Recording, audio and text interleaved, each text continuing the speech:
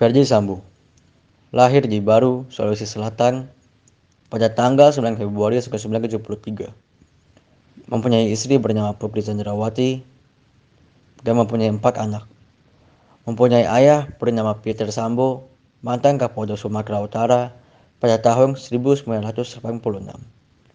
Jabatan di kepolisian adalah bintang 2. Menempuh pendidikan di Akademi Kepolisian pada tahun 1994, di PT IKA pada tahun 2003, Sespim di 2008, dan Sespimti di 2018. Karir seorang Ferdi Sambo: berkarir di kepolisian dan berpengalaman di bidang research. Jabatan sebelumnya ialah Dirtipidum Bareskrim Polri 2019. Kemudian dipromosikan menjadi Kadif Prompav Polri di tahun 2020. Di tahun 2022 ini, Ferdi Sambo harus dimutasi ke Panti Yangma Polri. Nama Ferdi Sambo mulai populer setelah sukses menangani kasus bom Sarinah Tamrin yang cukup menggambarkan di tahun 2016. Di tahun yang sama, dia juga mengungkap kasus kopi yang mengandung racun cyanida. Di tahun 2020, Ferdi Sambo berhasil menuntaskan kasus kebakaran Gedung Kejaksaan Agung, Kejagung. Ferdi Sambo yang ikut membantu menangani kasus kebakaran ini berpendapat bahwa kebakaran Kejagung disebabkan oleh api dan puntung rokok. Pada tanggal 8 Juli 2022, di sore hari Jumat, terdengar ada bunyi letupan di Kompleks Duren 3 Jakarta Selatan yang didengar oleh Sopran Marzuki. Dia awalnya nggak ngira apa-apa karena dipikir itu hanya suara petasan yang biasa dimainin anak-anak. Namun suara tersebut bukanlah bunyi petasan, melainkan suara letupan pistol dari rumah dinas Kepala Divisi Profesi dan Pengamanan Polri, Irjen FS. Ia melaporkan ke Polres Jakarta Selatan bahwa terjadi baku tembak di rumahnya yang menewaskan Brigadir J. Sekitar pukul 7-8 malam, Brigadir J dilarikan ke Rumah Sakit Polri untuk dilakukan otopsi. Otopsi tersebut menunjukkan bahwa penyebab kematian Brigadir J disebabkan oleh 7 luka tembakan. Dokter forensik juga mengungkap bahwa Brigadir J meninggal sekitar pukul 5 sore.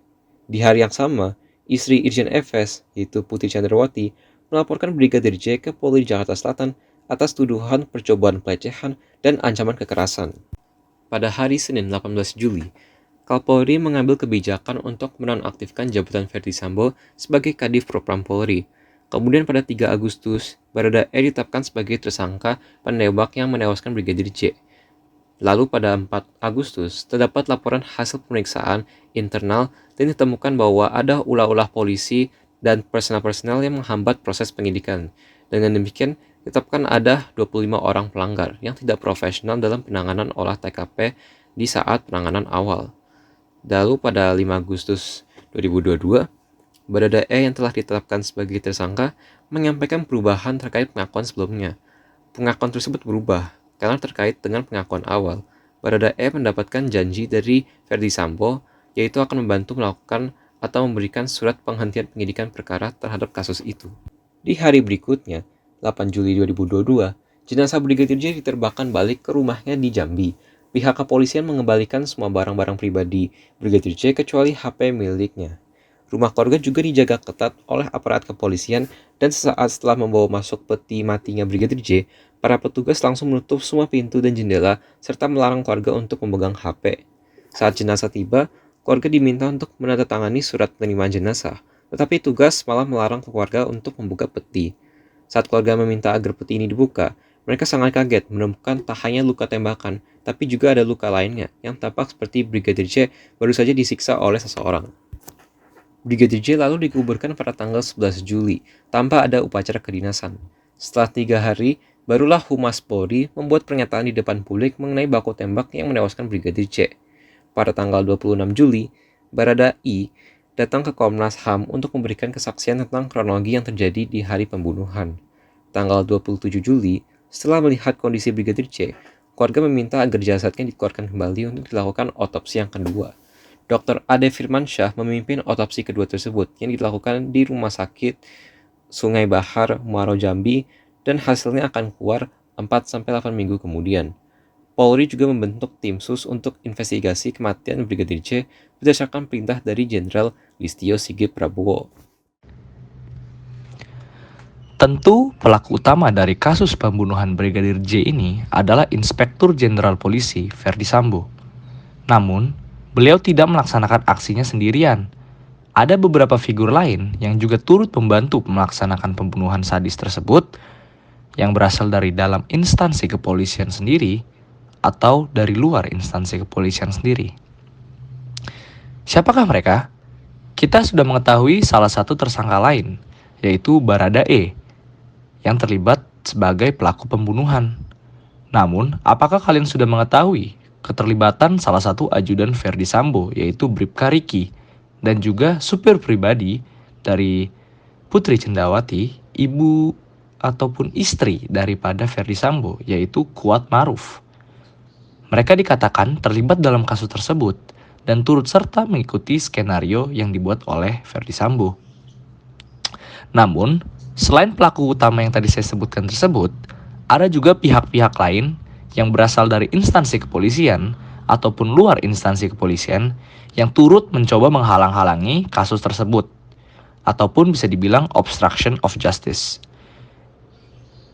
Beberapa pelaku daripada orang yang mencoba menghalangi ataupun orang yang mencoba menghalangi ini berasal dari divisi-divisi Polri sendiri, seperti divisi yang tadinya dipimpin oleh Verdi Sambo, yaitu Divisi Profesi dan Pengamanan atau Propam, dan juga ada beberapa pejabat lain yang berasal dari kepolisian daerah atau Polda, yang kemudian nanti akan segera diinvestigasi dan akan segera ditetapkan sebagai tersangka.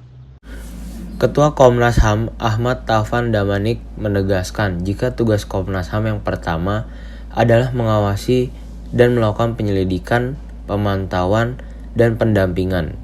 Jadi, artinya kita mau proses penyidikan dan penyelidikan Polri yang di awal dicurigai dan terbukti banyak masalah itu dalam langkah selanjutnya benar-benar on the track sesuai dengan prinsip fair trial atau hak atas peradilan yang adil. Namun, tim penyidik Polres Metro Jaya Jakarta Selatan sempat diintervensi oleh mantan Kadif Poram Irjen Verdi Sambo. Intervensi yang dilakukan oleh Verdi Sambo yaitu meminta keterangan dari para saksi dan membuat berita acara pemeriksaan BAP dalam kasus tewasnya Brigadir Joshua. Akibat adanya intervensi dari mantan Kadif Poram ini, sudah berstatus tersangka itu, proses penyidikan dan olah TKP yang dilakukan menjadi tidak profesional. Tegas Kapolri, saat ini Barreskrim Polri sudah mengirimkan berkas perkara 4 ke tersangka ke Kejaksaan dalam kasus tewasnya Brigadir Joshua. Keempat tersangka itu adalah Verdi Sambo, Bahadara J, Eliezer, Bribka Riki Rizal, dan Kuat Ma'ruf. Untuk penyelesaian kasus tersebut, para pelaku yang terlibat harus diproses secara hukum yang berlaku di negara Republik Indonesia ini. Diketahui juga, untuk internal pihak kepolisian, sudah dilaksanakan beberapa penindakan dan sidang terkait pelanggaran yang dilakukan oleh para tersangka kepolisian ini. Salah satunya juga Verdi Sambo yang sudah dipecat dari kepolisian dan sudah ditahan di Markas Komando Brimob Kelapa II, Depok. Ada beberapa tersangka lain yang juga sudah ditahan mengikuti Verdi Sambo. Para pelaku yang menghalang-halangi kasus tersebut ini juga sudah melalui proses sidang kode internal etik kepolisian Indonesia untuk menilai dan juga memberi hukuman atas penindakan yang sudah menyimpang dari kode etik kepolisian itu sendiri. Yang dimana banyak yang sudah dijatuhkan hukuman seperti demosi ataupun mutasi, dan masih ada juga yang masih menunggu keputusan yang diturunkan. Kesimpulan yang dapat kita petik dari lagi gini adalah walaupun di ajaran agama kita, yaitu ajaran agama Katolik, mengajarkan kita untuk mengampuni, tetapi terhadap kasus Verdi Sambo ini tidak dapat ditoleransi lagi. Karena Verdi Sambo sendiri tidak menjalankan ajaran yang paling utama, yaitu mengasihi sesama. Maka dari itu, proses hukum harus tetap berjalan sesuai dengan hukum-hukum yang berlaku.